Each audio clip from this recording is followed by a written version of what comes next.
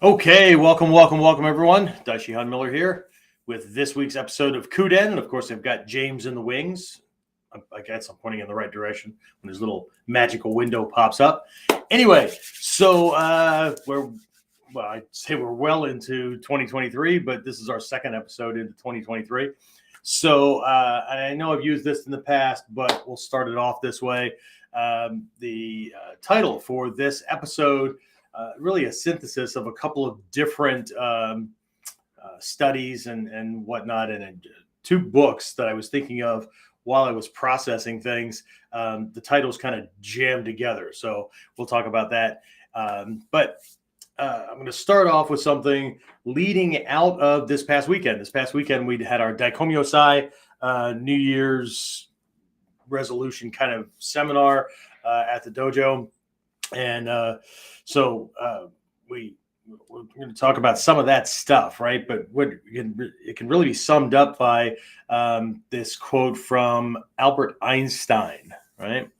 That problems cannot be solved by the same mind that created them. I would also highly recommend or highly suggest that getting where we want to go can't be done with the same mind or traits or whatever that produces and maintains our current state. So we'll talk about that more as soon as we get back. So, the big question is this: how are self-defense and success-minded people like us, concerned citizens worried about protecting ourselves, our loved ones, and the things we care about from the monsters we know exist in the world? How do we train in a way that gives us the skills, knowledge, and understanding we need without becoming paranoid fighters or killers ourselves, and yet still allows us to be the hero protector the world needs us to be? That's the question, and this podcast will give you the answers. My name is Jeffrey Miller, and welcome to KUDEN Radio, real training for real people in a real world. All right, and I'm back. I'm not typically a t-shirt guy, right? Unless I'm wearing like the training t-shirt from the dojo or whatever, but I couldn't resist. This was a t-shirt that my wife got me for my birthday, which was yesterday, and I just couldn't resist, right? So, because it's so not me, but I saw it and I thought, I'm wearing that for tomorrow night's KUDEN, right? So if you've seen it, then you already know what the next part is, but instead of Socrates, it's mediocrities, right? So just cool stuff. Anyway, all right, and I am going to talk about this whole good enough kind of thing, right? Because it's like most things, right? True wisdom. I've heard this is something I got way back in the day, that true wisdom, right? With true wisdom, the opposite is also true. Okay, somebody says the barrel's half empty. It's also half full. It's that kind of stuff, right? So, and I know sounds like, woo-woo cliche kind of stuff, but the question becomes, when is one more correct than the other? Okay, when is more correct? When is one more correct than the other? Anyway, so as I mentioned, we just came out of our Daikomyosai, and for those of you who are just joining us in, you're just kind of joining the KUDEN clan, I guess. It may be a little bit confusing, especially if you're a member of the Bujinkan or you followed this kind of stuff, and it seems like we're a month off, right? Because Daikomyosai, when I say traditionally now, I mean historically, as far as the Bujinkan goes, from when this thing started, right? A lot of people throw around the word traditionally like they throw around warrior, enlightenment, and other bullshit like that, right? So, but Daikomyosai, from its inception, was done to coincide with Hatsumi Sensei's birthday, right? Which was all great way back in the mid to late 80s, when you had all these people trying to train, and any training opportunity that popped up, people were jumping on, right? I think people are kind of, I don't know, seminar blind these days. Okay. I was just talking, James, was it you that I was talking to? I know I was talking to somebody yesterday about this. I think it was over lunch between you and Phil and I. We were talking about the irony that the personality types that we've identified that really get attracted to this art and this particular way of training and all that, right? have a general distrust for business people. They don't like salesmen or the sales process or whatever, right? You know, like marketing and whatever. And you know, a martial arts school like mine or whatever. If we do that, then you know there's this term. What do they call it? A McDojo, right? Whatever, right? Because you're not supposed to do this commercially. Okay, well, you got to keep the lights on. You got to keep the place. Otherwise, this week you're training in my garage. Next week you're training in a park. The week after that you're training in my backyard. The week after that, the group is disbanded because, well, shit, we can't find a place to train, right? But the irony that we were discussing was, I put these general things out about what we're doing, right? Back in the day, it didn't matter what was going on at a seminar, right? Seminar pops up. Like people were like, how much and where is it? And we just went, right? Now, everybody and their brother is teaching seminars. Everybody and their brother has online training programs. So, whatever, right? And on top of that, shit, it's all free on YouTube. No, it's not all free on YouTube, right? What I see is the same shit's free on YouTube. Anyway, but the irony is that we're going to talk about some things that we did this weekend, right? And there's a really, really good possibility that somebody's going to be thinking, oh man, if I knew you were doing that, like I'd have gone, right? But if I laid it all out and described it in really juicy benefits and what you're going to get out of it and all that kind of stuff, I run the risk of you seeing it as marketing. And if you see it as marketing, then it's going to turn you off. But if I don't do it, then you don't know and you can't make it. Well, hell, right? So, Hatsumi Sensei doesn't do it. Really? What do you call all the books and videos and magazine articles over the years and all that kind of stuff, right? You see it as teaching, right? Kind of like KUDEN and Whiteboard Wednesday, right? But you see it as teaching and information and all that kind of stuff, but it makes you chomp at the bit and want to go train, right? Not everybody, right? For some people, it's good enough, right? And they'll figure it out on their own, right? They'll figure out something. But anyway, during this weekend, and just to launch this thing off, right? What we really focused on was kata. And I don't mean that we just went through a whole bunch of kata from the lineages, because that's what people tend to do, right? Oh, this weekend we're doing the Kukishinden Ryu Shoden no Maki, or we're doing the Sabaki Moguri Gata, or we're doing the Koto Yu Okuden, whatever, right? It's almost like, the martial arts training has become a replacement for stamp collecting or coin collecting, right? Except we're going to collect kata, right? But what we were looking at is the concept of kata and how it reflects in different systems, right? Two major schools of thought just coming out of Japanese martial traditions, right? And then we also took a look at the kata as a snapshot in time, right? So punch comes flying in, you do X, Y, Z, right? But how the beginner can be led to believe that kata is the whole fight. Might be. But if you have any experience, probably not, right? So then we took a look at how the kata could be the thing you try and then something's going to come after it. Or it could be something came before it and the kata you're using ends the fight. Or something came before it, you tried a kata, it didn't work, something's going to come after it, right? So it could be kata, kata, kata, right? And not necessarily kata, because kata are learning vehicles, right? So what we really tried to do was pierce the veil and expand the thinking about something that people assume to be really, really simple, right? I mean, it's kata, right? It's a form, it's an example, it's a model, right? It's this, well, for some people, it's this sacrosanct sacred thing. You may not change it, right? Whatever, right? Okay. But we needed to pierce the veil, right? We needed to look at things like, okay, this is the stuff that's written. What's not written? Right? These are just bullet points. But somebody else is teaching you how to do this and introducing it to you. And that way, this now becomes a reference, right? Kind of like crib notes or whatever, right? It's a thing, right? It's something to work with, right? But where do you go from there?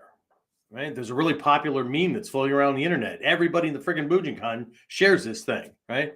And it's one of Hatsumi Sensei's quotes that the kata are not the lesson in and of themselves, right? They just show you where you need to start, right? But again, how we think about it, right? And I'm only talking about kata now. How we think about this thing, or how we think about this idea, kata, forms, examples, what dictates everything else that we're going to do related to those things or related to our training. Some people are confused about them.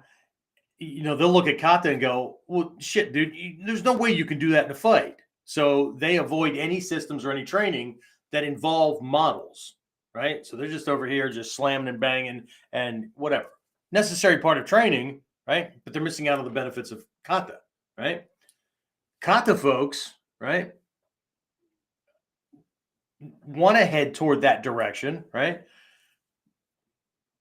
But they don't want to have no structure at all, right? So, right, so there can often be this conflict, but the reality is that you need both sides, and really you need to bring them together.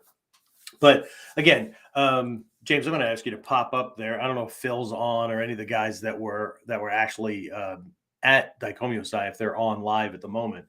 What were some of the other? I don't have the lesson plan right in front of me, and after a seminar is over, it tends to be a blur. We did one kata that I was actually introduced to at white belt, early green belt, something like that. That is actually way far down in the Kukushinden school, right? Uchiharai. Yeah.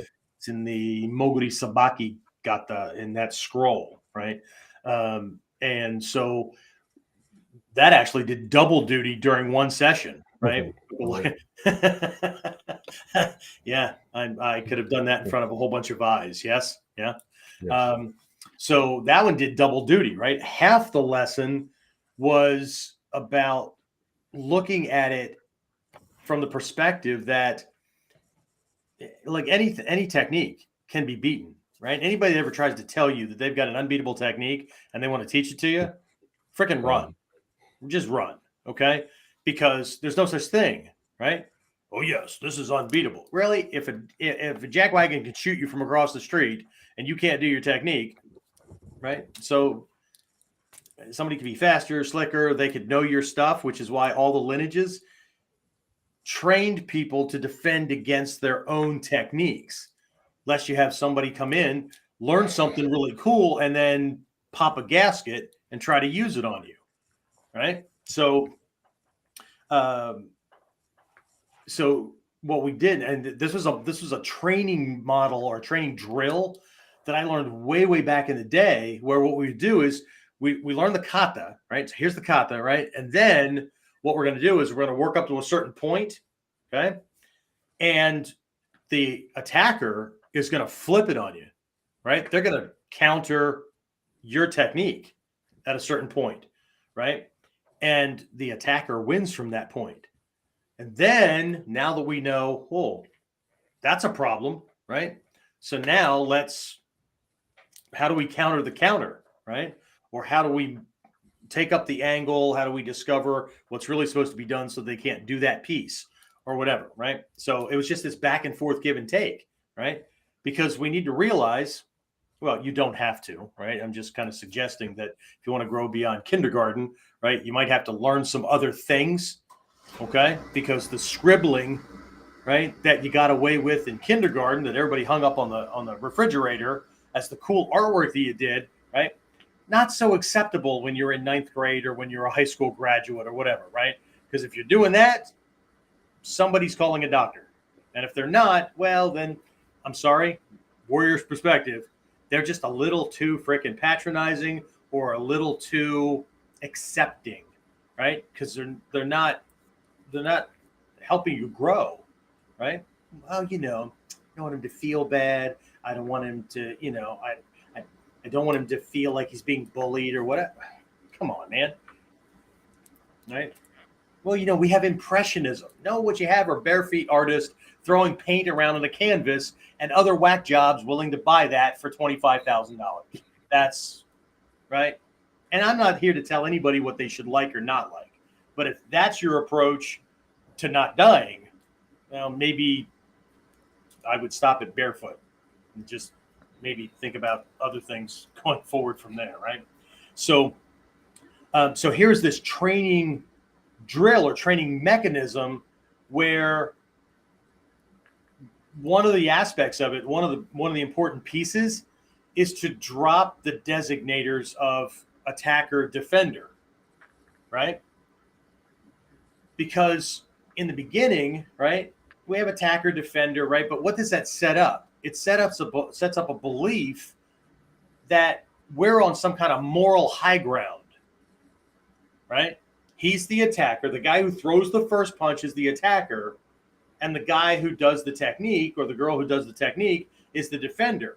But it's not just about attacker, defender, is it? It's about bad guy, good guy, right? But what if, again, it's a snapshot in time, right? Again, for the old guys, old girls in the listening audience, right? There was a time way back in the day when TV turned off at like midnight or 1 or 2 in the morning or something like that, because there just wasn't a lot of programming. And the programming that was running, you had pre-programmed, pre-recorded stuff, your sitcoms, whatever, Saturday morning cartoons, all that kind of stuff, right? You had your TV shows, and then you had live broadcasts, presidential speeches, sporting events, whatever. And very often, those sporting events or speeches or whatever ran overtime. And when they ran overtime, they didn't do what they do today, where they just jog everything so that your TV show starts at 0001 and you can watch the whole thing. One of the most common phrases we heard when I was growing up was, "We now return you to your regularly scheduled programming already in progress." Had a couple of the older guys like Richard and whatnot just laughing like, we hated that stuff, right? Because you can be waiting for your favorite show, starts at 9 p.m., but the president's talk goes over by 15 minutes. Then they return you to your show, and if it was a half-hour show, I mean, crap, you had no idea where you were. If it was an hour, you were already lost enough, right? There was a huge chunk in that introduction of the whole setup of that story that you're just missing, right? But we learned to live with it. But one of the things that I was introduced to by Hatsumi Sensei, Hayes, some other teachers, was this whole idea that the kata is a snapshot in time, right? And what if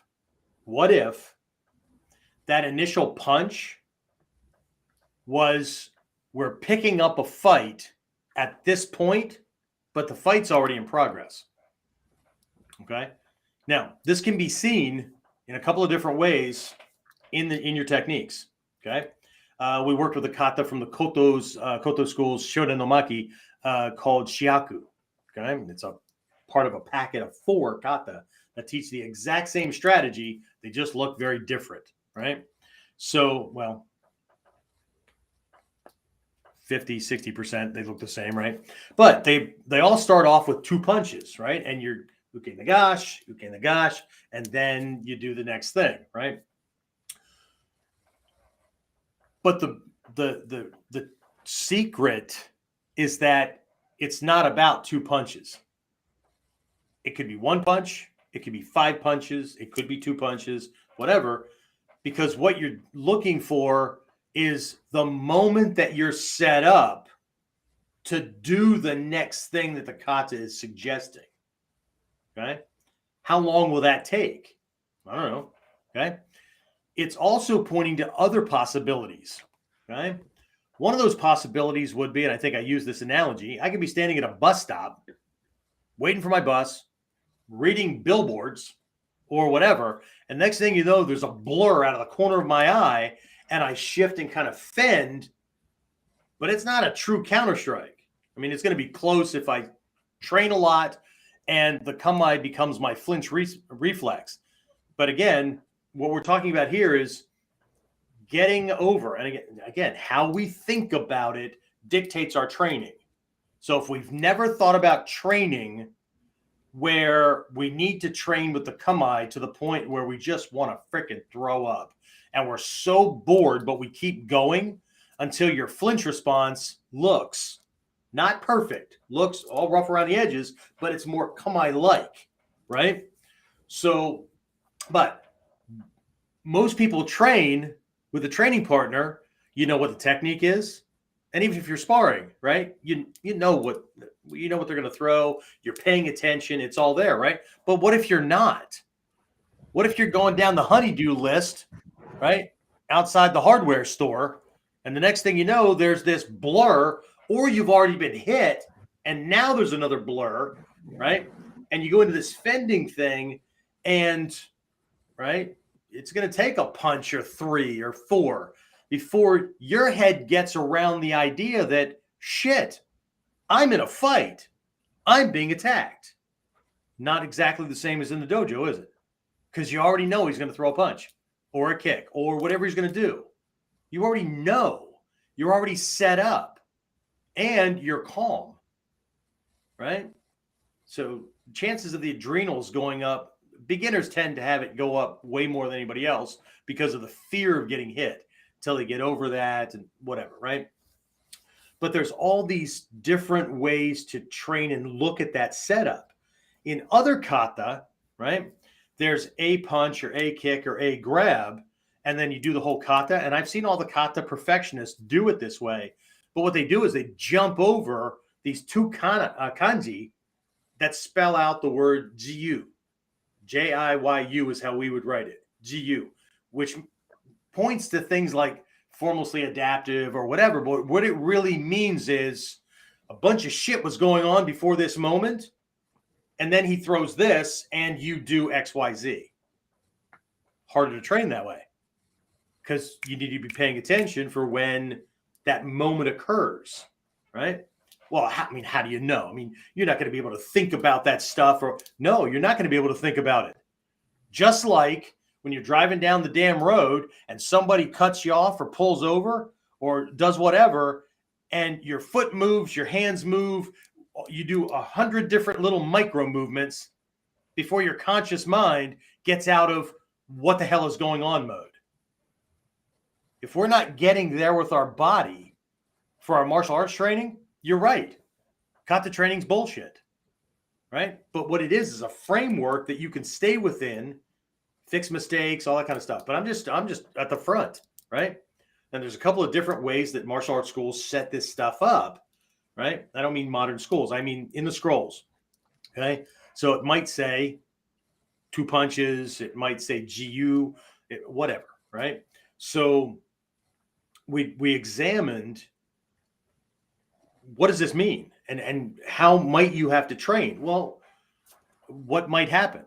Somebody might throw a psych out. Somebody might blindside you, right? And your first move or your second move are just these little fending things, and suddenly your adrenal response is kicked in. You're not in, how somebody says he calls them, there's a sense of nervousness where you're trembling and all that. But if you can ride that out, it only takes a second or 3 if you have, well, it's less and less if you have more experience. But you get to a point where there's a state of calm nervousness, okay? Where you can see again, you're not calm like we're talking here. It's not the same, right? But there becomes this stasis, right? And your system is normalized. It's equalized, okay? The chemicals have hit the cells. they've charged, you're in this new state, your mind, your muscles, and all that kind of stuff, and things start to come back, right? Not the same way, but they come back, right? And he calls that Budo nerves, right? When things first start to happen and the adrenals hit and all that kind of stuff, right? Palms sweat, start to shake, vision gets a little weird, all that kind of stuff, right? But if you can ride that, and see, a lot of people are afraid of that state. That's why they never leave soft training, right? Because it's safe, right?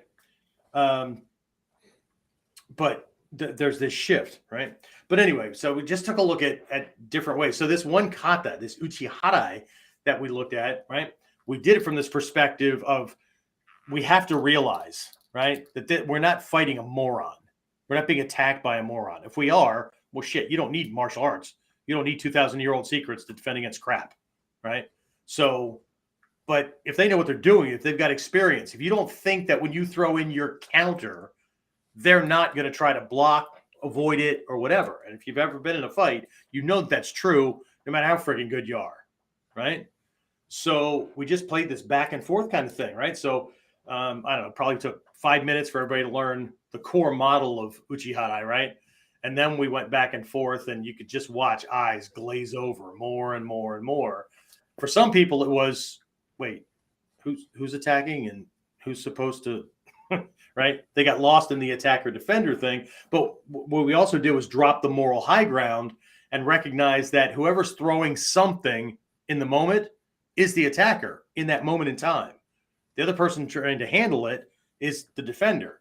This is not about who's right and who's wrong, who's the good guy, who's the bad guy, right? A lot of people never leave that kindergarten distinction, okay? So, and then at the same time, we're looking at uchiharai as from the perspective of, look, I'm beyond. Again, I'm talking about our curriculum, right? If you've been promoted in the pure Bujinkan, the way it's typically done in Hombu and all that, then it's going to be different, right?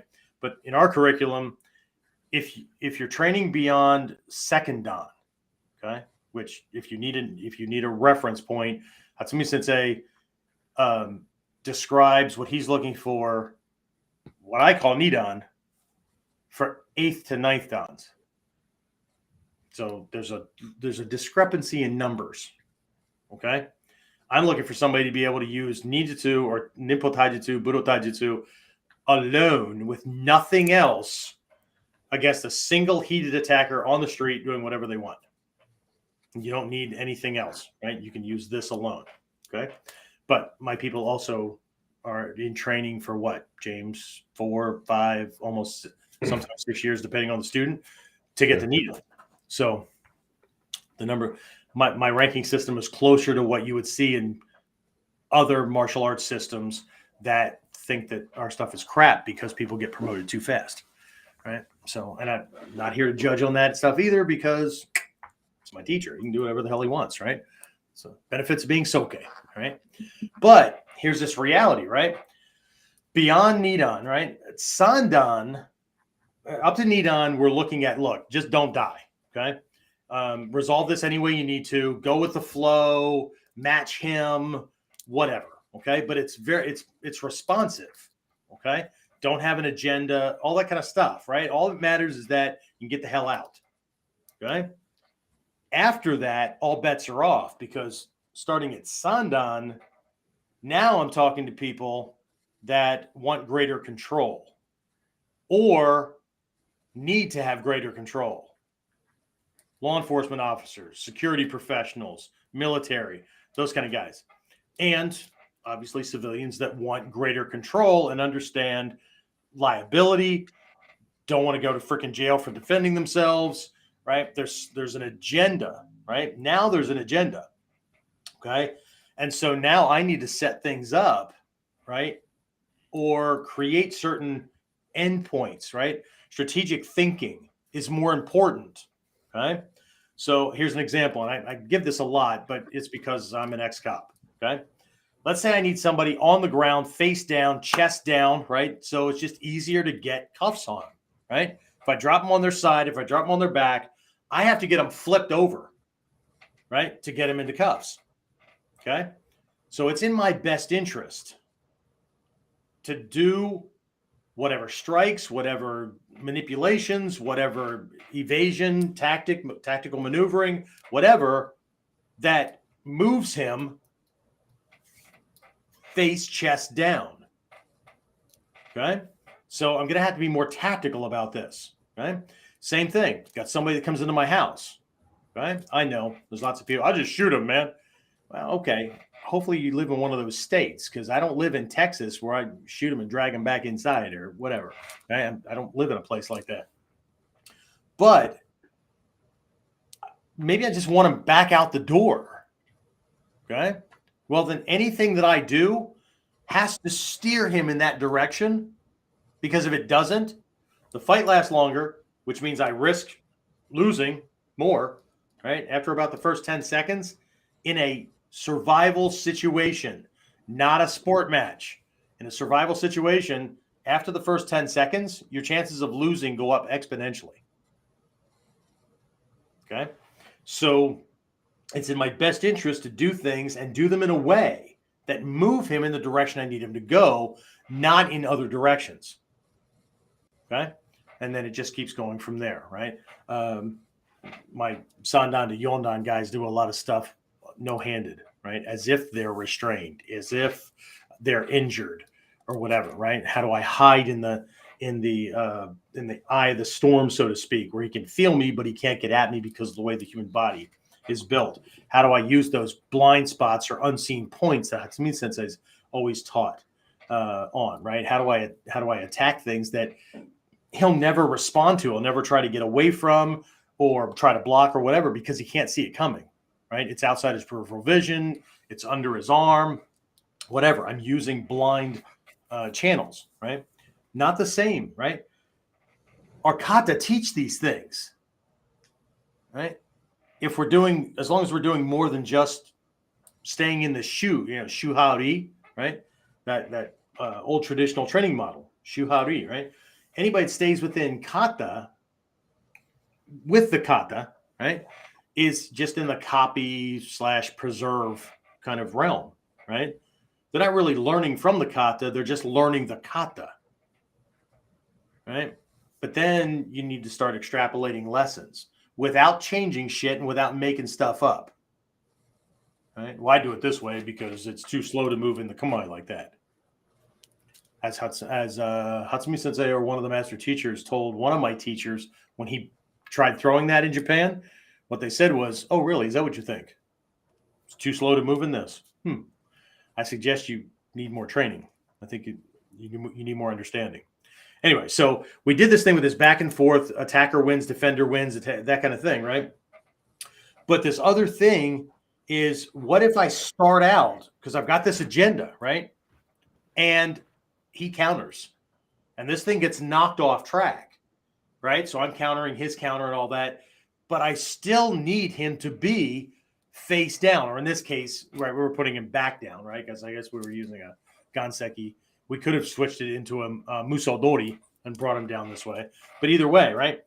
I'm going to need to continue to counter until I can get that to happen, right? And so we did. We kind of played around with it until this guy threw another similar attack, like at the beginning, and the kata ended the way the kata was supposed to end, right? I don't know if anybody's skull cracked or not, but it was a lot, because I don't know how many people were ready for that part, but it is what it is, right? So, but we didn't deviate from the kata. We took a look at a reality, right? How can you be going along with your logic, get knocked off track, and then come back? Because a lot of people, they'll start off with whatever their technique or the logic is, and they get knocked off track, and then they'll finish it, right, in some other way, which is fine, right? I don't have any problem with that. The only problem I have with 70% of them is they'll call that thing a henka. I did a variation because it wasn't going that way. No, you didn't. You did something else. There's a huge difference between a henka, a true variation of a kata that allows what you do to be called by the same name and something else. It's not the same. Okay. So anyway, so it played around with a whole bunch of stuff, but the whole crux of it was to come at and address people's beliefs or viewpoints or whatever on what kata is, what they are, what any given kata means, whatever, right? And then I topped it all off at the very end, right, on Sunday before we were done with a whole different type of kata. What did we do, James? Meditation. We did a basic Zen type meditation, okay? Because I was taught that you should look at your meditation techniques, whether it's Zen or insight-based, Vipassana, or visualization or whatever. You're given this exercise. You're given this kind of model, right? Because you're training your mind. It's a kata, okay? If you learn a script, one of the first times I ever learned a script, I was in the military, and I was an assistant after hours helping whoever was in charge, right? And my job was to help answer the phone. Well, you know what? Here's a script. Here's how you will answer the phone, right? Hello, unit name, your name and rank speaking. Who am I speaking to, and how may I help you? Right? That's what you say. Not, well, good enough. Okay? But when you learn things like that, it's a kata. Right? When my instructors learn how to do a first introductory class for a new student, there's a framework. There's things to be said at certain times because I am controlling, but I want to stay with someone's natural thinking process so as to not confuse them, right? I want that to be a positive experience and not just, hey, just suit up and just jump out there and just follow along with everybody else. You want to know the number one reason that people lose students so quickly? Stop freaking confusing them, right? You can lose the most committed people, right? And when they leave, it's kind of like leaving a marriage, right? It's not like they don't want to be married. It's not like they don't want to do martial arts. They're just not doing it with you, okay? So it's not the same, right? Right, James? When you walk away, right? I was going through a divorce one time, and soon-to-be son-in-law said, "So you don't believe in marriage?" I said, "Absolutely believe in marriage, right?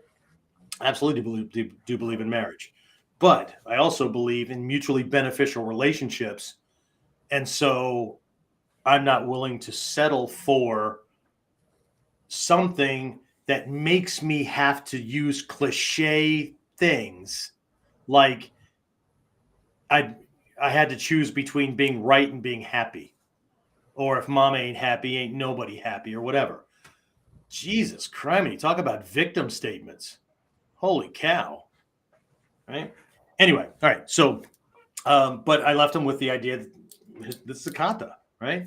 It's a form, it's an example, a model, a framework, right? To borrow the term mandala, right? Because we have the Taizokai, Kongokai, mandala. The word mandala means boundaries, right? Because you can't look at everything. So you bring it in to keep everything in a nice limited area. Look at that. Then you can look at another one. Then you can look, right? And eventually your scope broadens, right? So anyway, right? So this is just an example of this idea that the way we think, right? And if you read the little slide when it was up, right? Have you ever asked yourself, why do I think this way? Right? Not why do I do this, right? Because your thoughts, actually your words, right? The words in your head and the words you speak and your body language, your actions, your choices in the world and all that all come long before you made them. Okay? And if you remember that little slide that was up, I'll pop it up again. Okay? There's a picture of a planet up there. There's a group of people. There's a martial arts belt. There's a dollar sign. I don't want to convolute it with a bunch of other things, right? But what we believe about ourselves, about the world, which includes other people and things that happen in the world, right?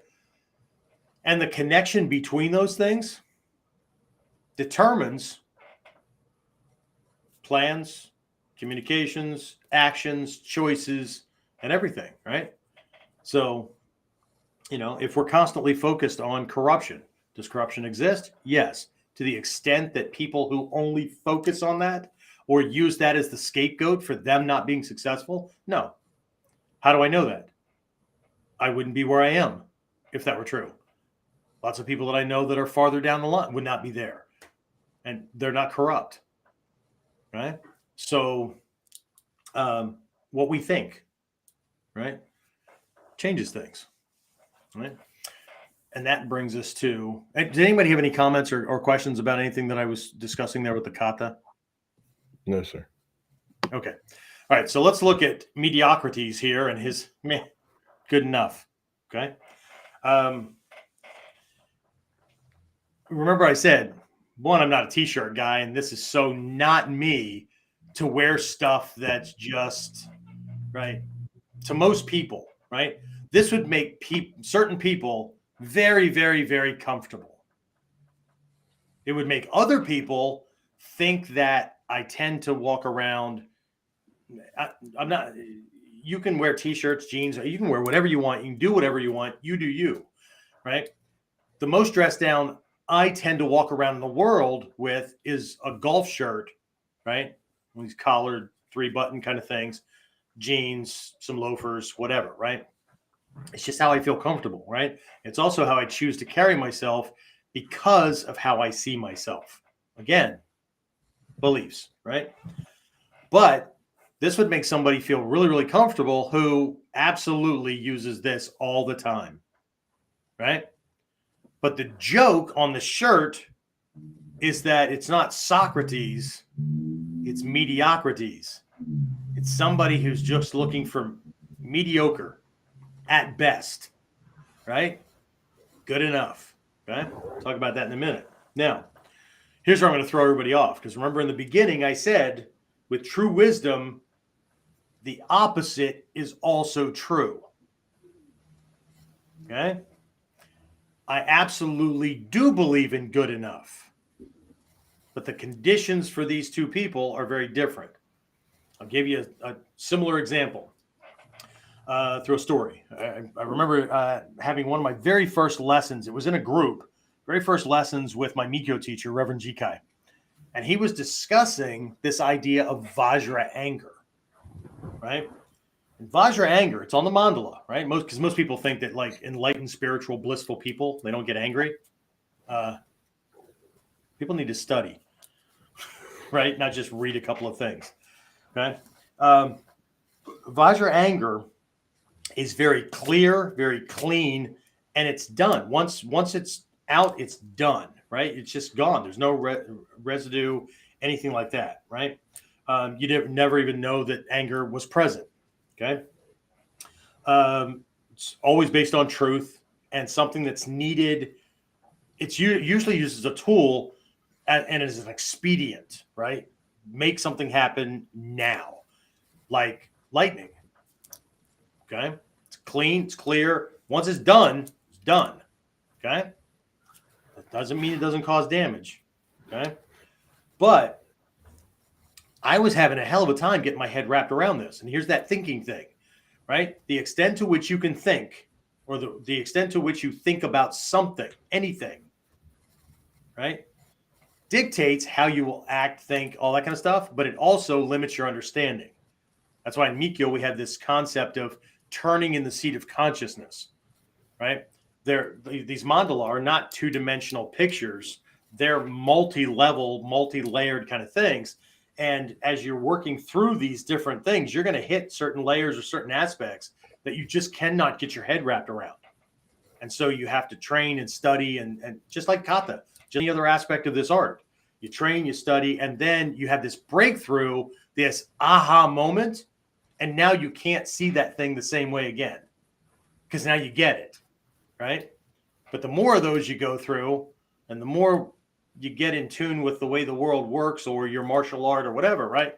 Shit starts to look like magic, right? And nobody else understands it. Or funnier yet, right? Which is why it's called crazy wisdom, right? It just looks screwy, right? I mean, it makes no sense, right? And they don't even know how you're doing that, right? So anyway, he's teaching on this Vajra anger, and my mind is going to examples of that kind of anger in the world that it's out there and it's loud and it's and then it's gone. Like you'd never know that it was there. So after the training was over, I went up and I asked, how is this different? Right?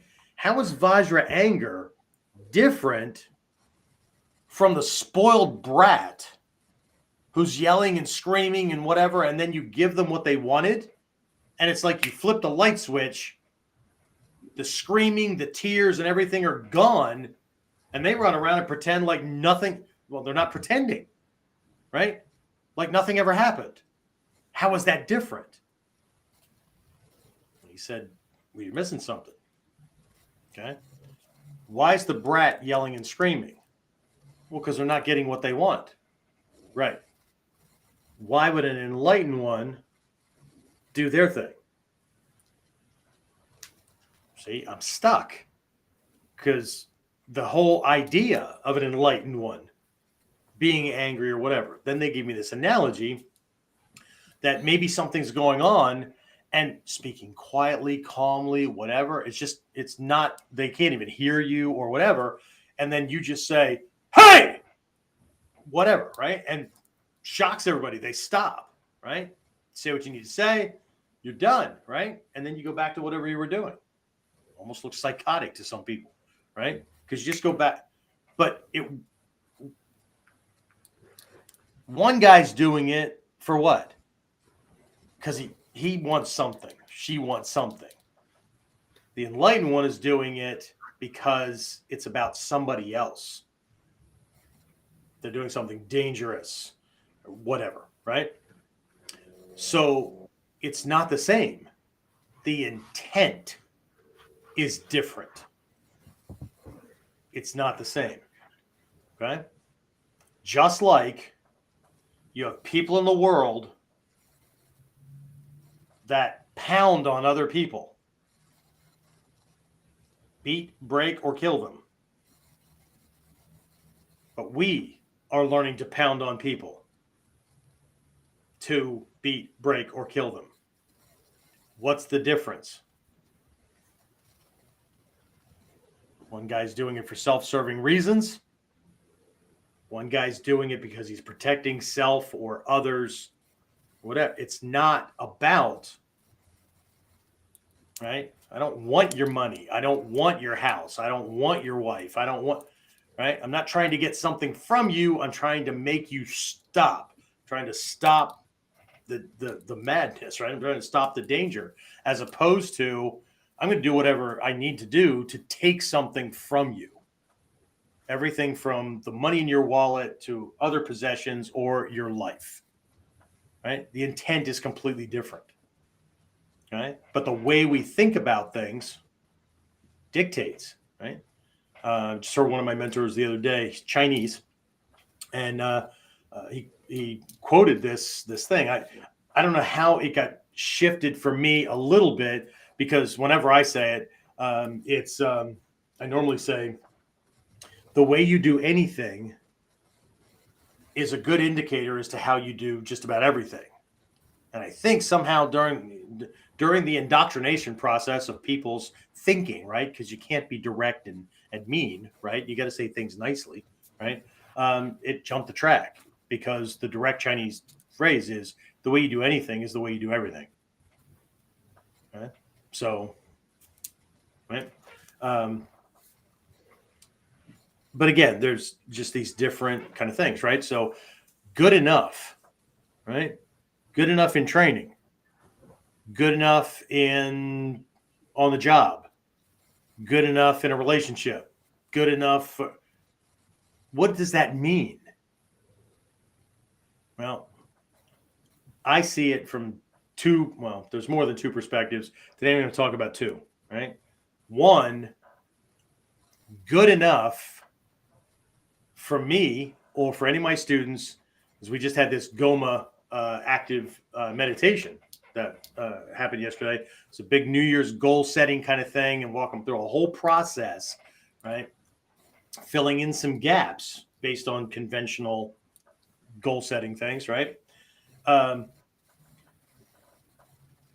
If they have this goal, right?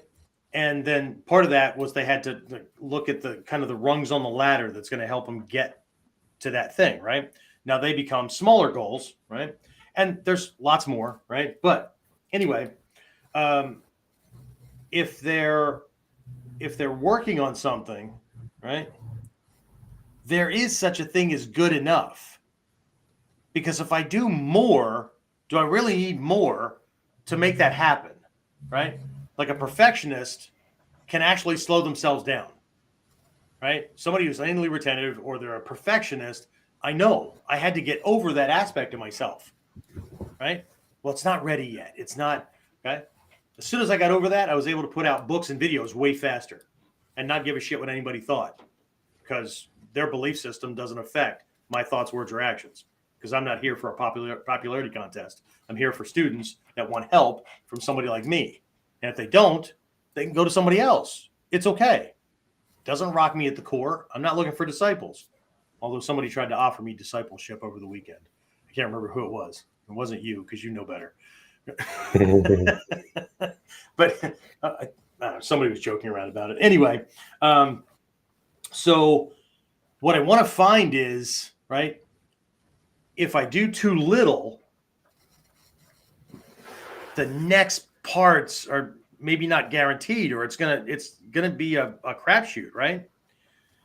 But if I do too much, let's say I had to study something, right, to know something, right? I'm not studying it to be a freaking expert in that topic. I just need to know enough, kind of like building spreadsheets to keep like new prospects and stuff like that in order, right? Shit, all I need to know is how the cells work, and if I need to add something, how to do that little formula, and I'm going to do it once.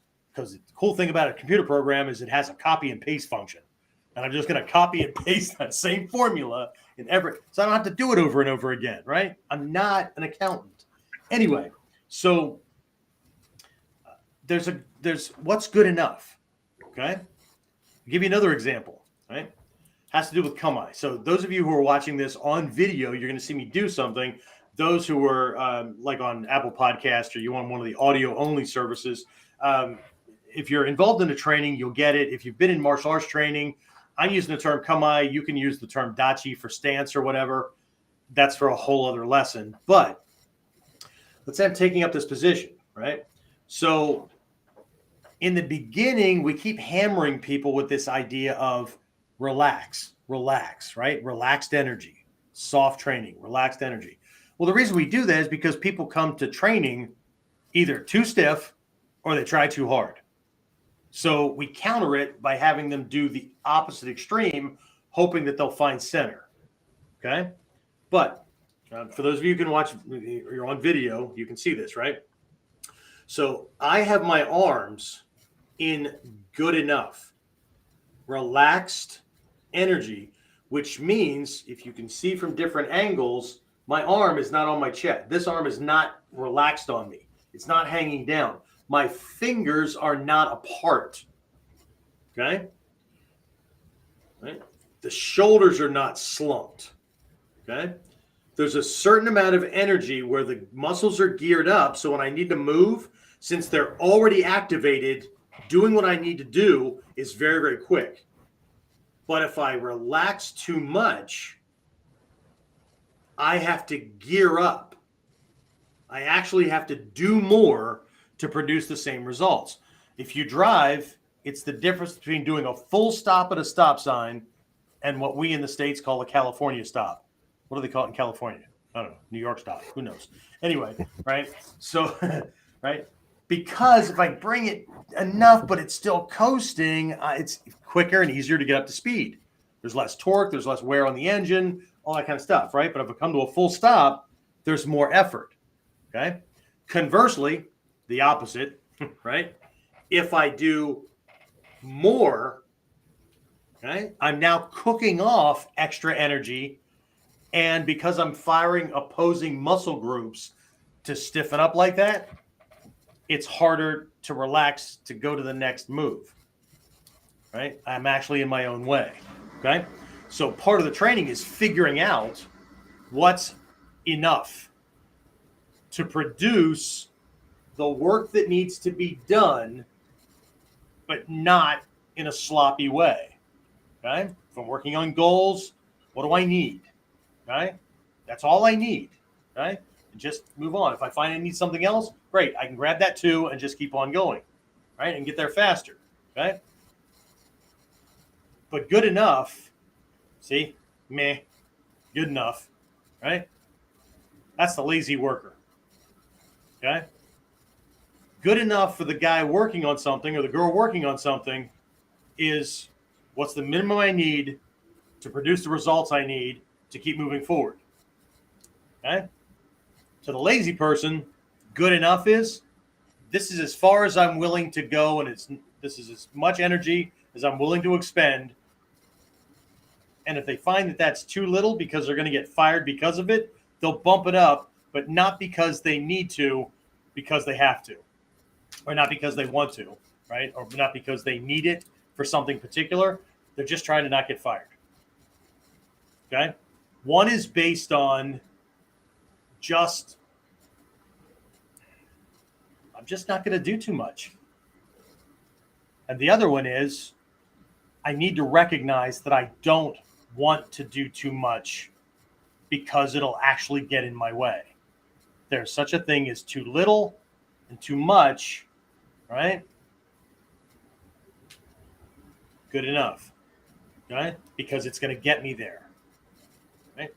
So I know it seems like a contradiction, but the people look at that and go, yeah, that's me, man. I need that t-shirt, okay? Why? Okay? You know what the intent was behind the words or the thoughts, right? When I've had people, on here where we've talked about success things and whatnot, they go, well, you just hit a point in your life where you just kind of accept where you are, that's good enough for you. Yep. I get it. Okay. As long as you're being honest with yourself and you're not accepting it because doing what you really wanted to do is too much fucking work. You just weren't willing to put that in. And I get it. Okay. But we'll leave that one with whatever makes you feel okay. Okay. So as long as that's what you want and you're happy and you feel successful and it's enough for you, great. But to hear the tone in my voice, right? I'm not telling myself a story that, right? If we just go back to the martial arts from a self-defense perspective, now we have a whole different question. What's good enough when it comes to our training? The skills we're learning, how far we're willing to, or how much we need to develop the skill, whatever, right? Who determines good enough in a self-defense or survival situation? The attacker or the scenario you're in, okay? Which goes back to the old phrase, I'd rather have it and know it and not need it than to need it and not know it or have it.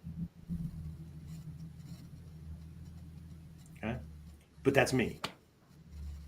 Okay. In one of the classes coming up, I'm going to have to try to figure out how to sneak the second t-shirt my wife got me into an upcoming Shinobi Kai class, because I'm going to have to get it on between the two other classes that were a little bit more walking on eggshells for, like kids and and the general populace, because that one says something about like, the reason why we have problems in the world is because we don't drink the blood of our enemies out of skull cups anymore, something like that, right? Because I thought that was great too. I know exactly what classes I'm wearing that one in. So anyway, we need to start. We need to get more of the t-shirts and all that kind of stuff posted. James came up with a really good slogan during a business meeting last week, and it's now not just t-shirts and hoodies. Did you see? He made journals and notebooks and mugs and everything out of your little saying there, right? Everybody wants to be a ninja till it's time to do ninja shit, right? And it's just a play off of other ones we've seen. We know, right? But it's the same thing, right? Everybody wants to be a master. Everybody wants to be a black belt or whatever until it's time to actually do and learn the skills and lessons that are required to be that thing, right? And most people just freaking quit and say it wasn't for them. But enough want to get away with this. Okay. But behind that, there has to be a conscious, subconscious, or unconscious thought or belief that probably nothing will ever happen to them. So they can get away with playing dress up and not get pinged for it. Right? Now, you're getting these words from somebody who was an ex-cop and who was beaten and abused and all that inside the home, outside the home, and all that growing up, and who tends to teach toward cops and people that are in that realm, right? Survivalist, and you don't have to be a cop, right? But people that are thinking in that direction, right? So this resonates, right? The reason we keep training is because, right? We don't know what's going to happen. Two, many of us have experience as to what can happen. And three, I think I shared this during the weekend as well. What I was afraid of when I first started training changed as I learned how to handle certain types of situations and became more aware of the different ways that human beings can attack other human beings and what was prevalent in different, because my wife and I are travelers, right? So what's prevalent in other areas of the world, minimal here. You probably never even think of it, right? But there, shit, that's going to be something different, right? And vice versa. So, but eventually the physical things didn't become that much of a problem anymore because I had more and more of that handled, right? So now I'm looking at, what if this is a freaking, flash mob or, whatever, right? I mean, something that's just, this is, right? I mean, you can fantasize about being Chuck Norris kicking the shit out of 20 guys at the same time in a movie, but he didn't really kick the shit out of 20 guys at the same time, right? They were kind enough to come in and at him one or two at a time until he kicked all their asses, right? And the ones who weren't already laying on the ground, they were patient, right? Right? Very different from our Togakude stuff where you're unarmed against 2 attackers, 4 attackers, 8 attackers, 16. It keeps doubling, right? All the way up to either 32 or 64 in the scrolls. So you're literally freaking surrounded, right? But it has nothing to do with kicking these guys. It has to do with making a hole and taking off, right? So that you go from being surrounded to being in a position where they're all behind you, right? That's some cool shit, right? Because, when they're all, and this is the Togakude scrolls, when they're all willing to attack you at the same time, there is no movie magic. There is none of that stuff, right? So anyway, but most of that stuff, I mean, my awareness things are up and all that kind of stuff. And I can spot things. So it's time to go, establishing baselines, watching people and being able to know how they carry themselves and what type of fighter they typically are, or if this person's a mouth with legs, right? And the guy who's silent, who I know he can take care of himself, that kind of thing, right? The things that concern me now are typically non-physical. Psychological warfare, political bullshit, that kind of stuff. But I'm not involved in politics, right? Just watching people that have been taught to be divisive, taught to polarize, right? And now I have to worry about things going to hell in a handbasket near my home or near where I and my grandson might be standing or whatever, right? That kind of shit, right? So it's very different, very different. So anyway, but this always goes to, right? Why do we think, right? This is where I started. Why do we think a certain way? Why do we believe something a certain way? And it really comes down to only one of three things. Okay. One is somebody taught it to you, right? And it was somebody that you trusted to teach it to you, because we don't believe anything that people that we don't trust says, no matter how right it is, no matter how enlightened they are, right? Doesn't matter. No matter how wrong the person who you trust is.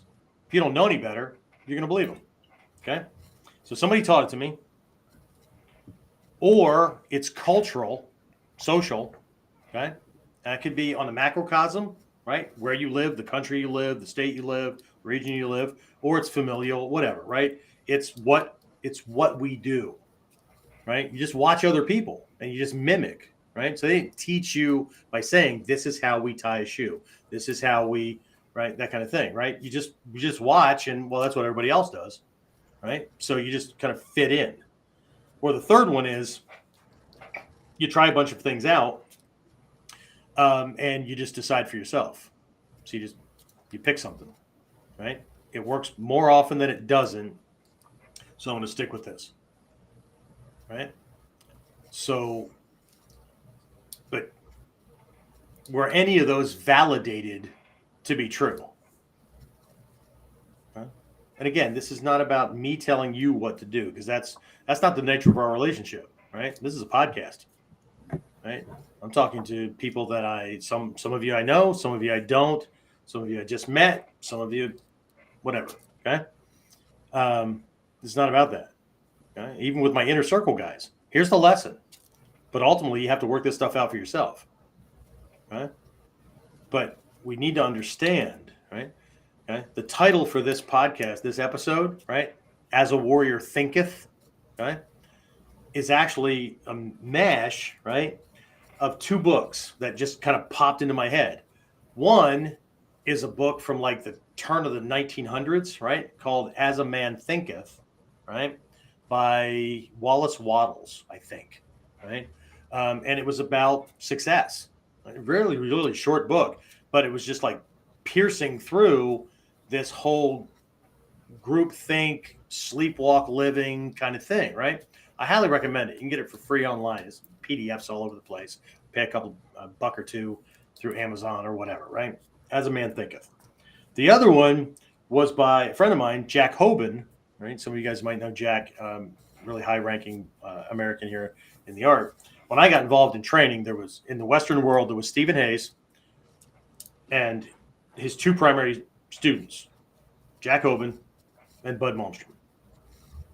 Jack eventually shifted to just go straight to Hatsumi Sensei and learn that way, whatever, okay? So he wrote a book called Ninpo, Living and Thinking as a Warrior. I've recommended this multiple times in the past, okay? If you can find it, I'm going to highly, highly, highly recommend it again, okay? So lots of different subjects that are in there, but I'm going to pull one, okay? Because this tends to be a highly debated thing these days that separates the people that think that they're poor from the rich, because, you know, the rich must be stealing shit from them or forcing them to buy things at gunpoint or whatever, okay? So I'm going to highlight one little difference in thinking that has nothing to do with cheating. It actually has to do with getting closer to the intent behind your actions and decisions. But it just happens to be wrapped around finances, okay? Because what most people don't know, most people that know Jack know that he's a former Marine captain. Rewrote the Marines' knife fighting manual, was instrumental in introducing the armed forces self-defense training or combat training, right? Which involves a lot of Nippo Taijutsu and stuff like that. Before the youngsters, the 18 to 25-year-olds, decided that they weren't going to train unless there was BJJ mixed in with it, right? Which is great unless you're on a battlefield and you're wrestling around on the ground and somebody can just walk by and poke you with something, stick a gun up against your skull, right? And then the military went and changed everything so that, so that these guys would train. Well, great. So we designed it one way based on the realities of the battlefield, and we're going to let jackwagons who have no idea what it's like on a battlefield to dictate the training. Sounds good to me. Sounds like the modern university. Anyway, so, and I know I'm going to get like people that don't like me after that, and I'm not here to be liked, right? I'm here to convey these lessons as authentically as possible. Anyway, so what most people don't know is that Jack Hoban, after he left the military, was a financial advisor and planner. A really good one, okay? So he understands how the system works, okay? So there's a section in the book where he's talking about a warrior, if you're really a warrior, thinking about finances, right? And getting away from groupthink, right? Well, this is just the way we do it, or mom taught you, whatever. This is what you put on your W-2 so that they'll take less taxes, or they'll take more taxes normally, right? And then you'll get a refund. You don't actually get a refund. You get a freaking rebate, okay? And only lower middle class and lower class, not lower class, financial, right? Low class, right? Poor people, whatever you want to think, right? That have jobs, okay, get rebates.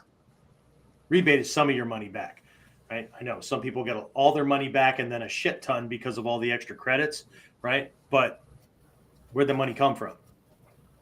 And it didn't come from your paycheck. It came from your employer's pocket. They had to work out the numbers so you could take home the amount of money you wanted to take home. That's a whole different lesson. Anyway, so starting with taxes, Jack's big thing is you claim the exact number, right? So that they take the exact amount, right? Everybody got conditioned to getting a refund check. Well, you wouldn't get a refund check if they weren't taking the money out of your pocket all year. You would have had that money to work with and do things with. But what people do is they use it as a savings account, and it doesn't work that way, right? So you give up extra money that you're now complaining about because I needed that money to live, but we're going to keep doing this because that's the way it's done. And then I'm going to fill out this paperwork, and they're going to give me some money back. And then I'm going to go blow it on shit because that's what everybody does, right? They certainly don't get caught up on their rent. They don't pay their bills. And when I say they, I'm talking about the rule, not the exceptions. Okay? But in Jack's words, and I'm going to do this because I'm betting that 90% of everybody who didn't already get the book won't get the book anyway, unless they're going to do it now because they're an oppositional personality type and they're going to go do it because I said they won't. But then they have to read past page 19. Anyway, so when it comes to taxes, right? He says, let's just imagine something, right? Your friend comes to you, right, and says, hey, dude, can I borrow $100? Right? What's the first thing you're going to say? What are you going to say, James? Am I going to say? Yeah. What do you need it for? Right? What? Probably going to get some justification, right? And I'm your friend, right? Dude, loan me $100, okay? Pay you back in a year. Okay? You might say, the hell are you going to use it for? Okay? And I'm going to say, well, what I'm going to do is I'm going to put it in an interest-bearing savings account, and I'm going to let it sit there and draw interest. And then at the end of the year, I'm going to give you back your $100. And I'll make the money off of your money instead of you making the money off your money. Will you loan me $100? Now what are you going to say? No, probably, right? Okay. Except that's what you do when you have more money pulled out of your paycheck every month and then just get a rebate at the end of the year. You're allowing the government to put that into interest-bearing accounts to make money off of your money, but you could be doing that. Put your own damn money away, draw some interest on it, and do what the rich do and make their money make babies. They don't have to scam anybody, right? It's called interest, right? Banks, IRA, or bank accounts, savings, IRAs, whatever, okay? And then let's cross over one more, okay? Because see the numbers dropping? I'm attacking sensibilities, okay? So let's get even more personal. Let's talk to the people who like to give to charities, okay? I give to charities. My wife and I give to charities all the time, okay? And I resent anybody from the government on down implying that I'm a cheap bastard or I'm selfish or whatever because I don't give more. Okay? Jack's logic. Again, financial planner. Okay? And looking at the bigger picture. Why do we give to charities? Because we want to help people in need. Yes? Okay? As a warrior, I lean toward helping people in need who are currently helping themselves and need an extra boost. Do you understand? Okay? It's a warrior ethos. Okay? So, I'm going to give you a dilemma. Let's say I have, I don't know, $2,000, right? And I have a choice. I could donate it to my favorite charity, or I could take a vacation. Which one does the greater good? See, now people are starting to think, well, I mean, if I rest up and everything, I'm doing the greater good. And they're trying to play back and forth, but I'm talking financially. Which of these two things helps people in need more?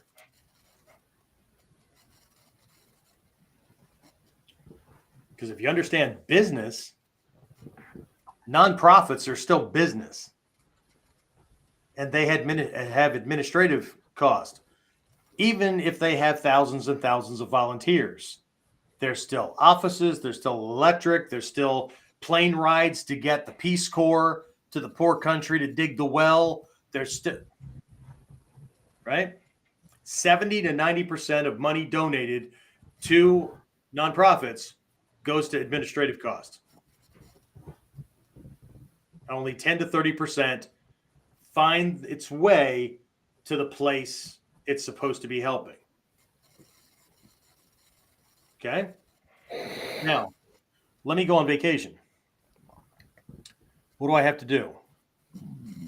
Let's say my wife and I are going on a cruise. Okay?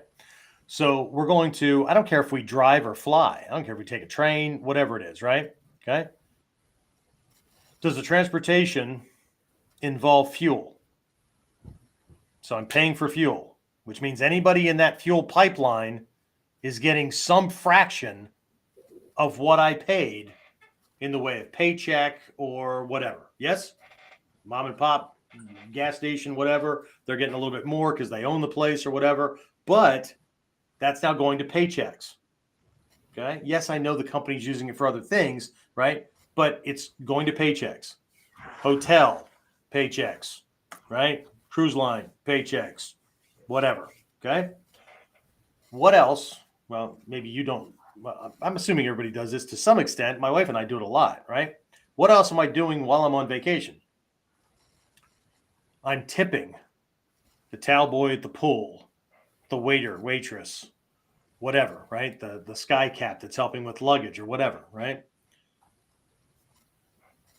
More of my money is going directly into the hands of people who need it that way than for me to have it siphoned through pipelines. But why do people choose charities over going on vacation?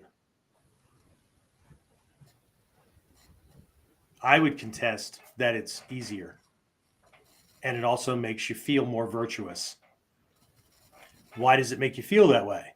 I don't know. Which of the three things did it?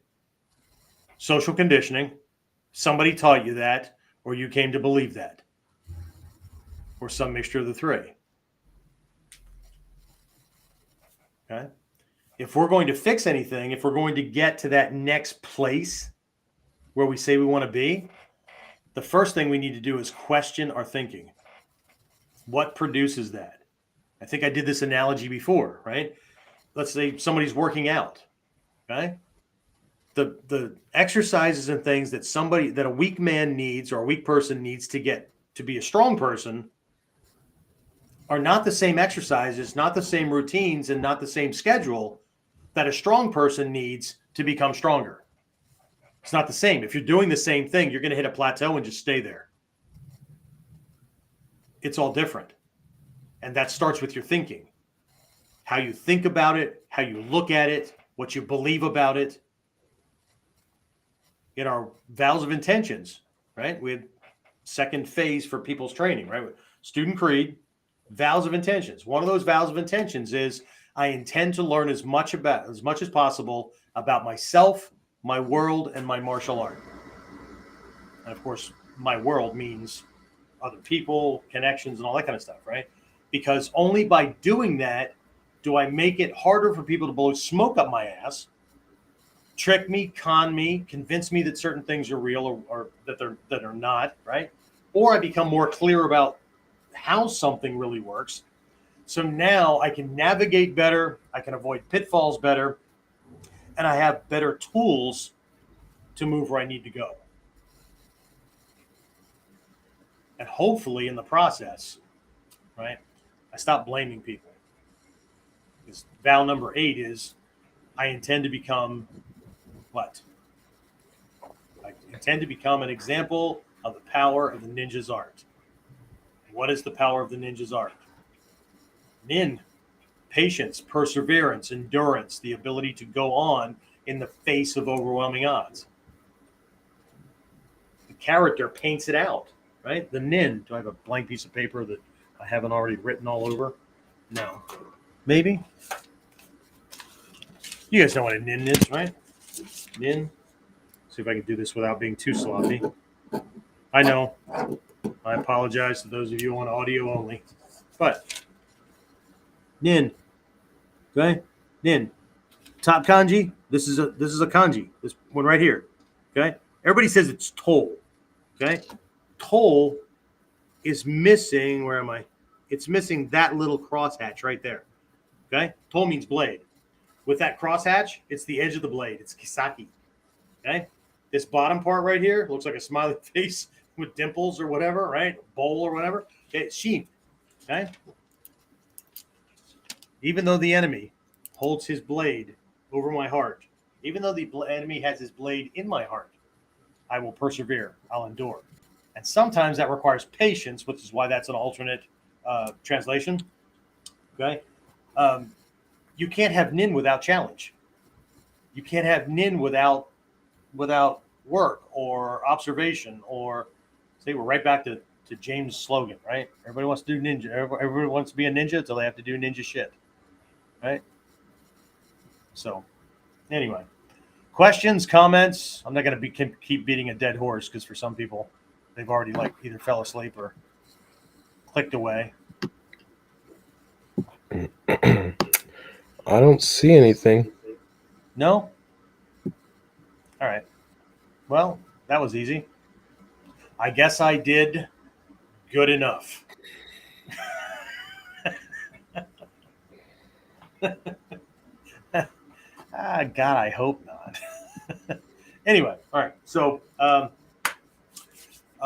coming up here in the next couple of weeks or whatever, we'll have some dates planned out for spring camp, for our fall camp, for some other seminars and whatnot that are going on. There's some other online courses that we're going to be looking at for those of you who want to learn more about Mikyo or that realm of things, right? We are re-releasing the Advanced Sanshin Kyonopo Home Study course, which was originally a 12 DVD set based on a intensive 3-day weekend. James was actually there. That was how many years ago? So when you get it, video's it's gonna look like we're younger because we were a little bit, right? But we loaded this thing up with a whole bunch of extra bonuses and related training and all that kind of stuff, right? So watch your email if you're on the lists. We'll be getting that kind of stuff out. If you're on the Facebook pages and those kind of things, we'll have some posts for those. But anyway, spring camp, fall camp, this fall, right? Putting together a 2-week trip to Japan. You can't take 2 weeks off. You can do a week of it and then look at us through watery, teary eyes and a pouty lip as we're putting you on an airplane to, go back while we're. And I only say that because I had 2 guys do that one year. I always tell people, look, as soon as you go, you're going to try to figure out how to go back again. And these guys both said, no, this is a once in a lifetime. And I was putting them on the bullet train to go back to the airport, and they had that look in their face, and they were already trying to figure out how they were getting back. But I'm not the guy to tell you I told you so. You know it, and I know it, so it doesn't need to be said, right? But it's gonna be a 2-week trip, about 13 days, and it is a training trip. And when I say training trip, it's not just going to the dojo and doing this kind of training. It's for the heads, for the heart. We're going to temples, at least one castle, and a bunch of places that are historically significant and related to what we do. As a matter of fact, I'm going to take you to a spot on a mountain where the acknowledged founder of one of our ninja lineages trained when he was still a student, just like you. That's some powerful shit for people that care that that's powerful stuff. Okay. And if not, just go for a couple of classes and I'll drop you off at the entrance to Tokyo Disney. Whatever, right? It's a small world after all. Sensei, you're an ass. Yeah, well, there's that too. All right, so no other questions, no other comments? No? Shit. Phil said he was the one that made the disciple joke this weekend. Oh, see? Now I have to reconsider whether I'm going to let him in the fold. Ask Phil if he's still driving. Phil, he's still driving? He was earlier. Somehow Phil made it from Iowa, now eastern border of Iowa, to the dojo in 14 hours. Now, unless you can't Google the map of the United States and see that, I think he took the cinder block that was strapped to his boot off before he walked in the dojo, because I'm pretty sure I'd have heard clump, step, right? Man, dude, 14 hours makes my wife look like a granny driver. And my wife is not a granny driver. There's a reason cars come with oh shit handles, right? Anyway, all right, so fun stuff. All right, hopefully you guys get some benefit out of this. If not, well, as Cher said, one time she was doing a concert and she had a cold, but she wanted to disappoint fans and all that. So she came out and let them know, right? And, her voice wasn't that far off. But people started booing and all that. She stopped right in the middle of a song and said, I guess you all came to the wrong fucking concert then, didn't you? Right? Because nobody ever considers that, I don't know, your celebrity might catch a cold or get ill or twist an ankle or whatever. Because the world is perfect. Meanwhile, I can make excuses for all the shit that goes wrong with me. I love this shirt. I'm going to wear a hole right under good enough with my finger by going back and forth here a whole lot. Mediocrities is going to be bald when I'm done. All right, that's it. That's what I got, guys. James, anything else? Was there anything? Nothing? Maybe? No? Yes? Phil said he is still driving. He's about 30 minutes from home. I don't even want to know what time he left this morning. Dude. He stayed an extra night so he'd have, be nice and fresh, but holy cow. All right. So that's it. That's all I got. We'll talk to you again next time on KUDEN. Get more of KUDEN Radio. Subscribe through your favorite podcasting site or join our clan of serious modern warriors at onlineninjaacademy.com.